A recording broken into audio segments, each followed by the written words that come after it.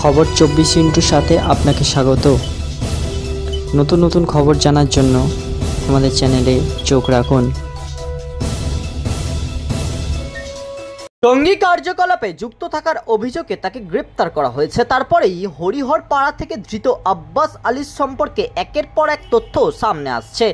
নারী পাচার মামলায় এর আগেও জেলেও খেটেছেন তিনি। এবার জানা গেল পূর্ব বর্ধমানের খাড়গাগড় বিস্ফোরণ কাণ্ডে অভিযুক্তদের সঙ্গে একসময় জেলও খেটেছিলেন আব্বাস। তাহলে কি খাড়গাগড় কাণ্ডে ধৃতরাই আব্বাসের মগজ ধোলাই করেছে? 2014 সালের 2রা অক্টোবর খাড়গাগড় গায়ে বিস্ফোরণে দুজনের মৃত্যু হয়। ওই বিস্ফোরণের পেছনে জঙ্গি যোগের প্রমাণ পাওয়া যায়।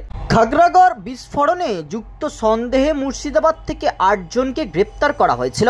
একসময় জেলে তাদের সংস্পর্শে এসেছিলেন আব্বাস। জানা গিয়েছে পক্সো নারী পাচার মামলায় 2018 সালে বহরমপুর জেলা সংশোধনাগারে রাখা হয়েছিল আব্বাসকে। তার আগে 2017 সালে জেলে থাকাকালীন অসুস্থ হয়ে পড়েছিলেন। সেই সময় থেকে মুর্শিদাবাদ মেডিকেল কলেজ ও হাসপাতালে ভর্তি করা হয়েছিল। হাসপাতাল থেকে পালিয়ে গিয়েছিলেন আব্বাস। পরে হরিহরপাড়ার পুলিশ তাকে গ্রেপ্তার করে। তারপরেই বহরমপুর জেলা সংশোধনাগারে পাঠানো হয় আব্বাসকে। সেই সময় সেখানে বন্দী ছিলেন খাড়গাগড় কাণ্ডে মুর্শিদাবাদ থেকে ধৃত 8 জন। গোয়েন্দারা মনে করছেন জেলে মগজধোলাই হয়েছিল আব্বাসের। খাড়গাগড় কাণ্ডে অভিযুক্তদের সহায়তায় বাংলাদেশি জঙ্গিদের সঙ্গে তার যোগাযোগ হয়।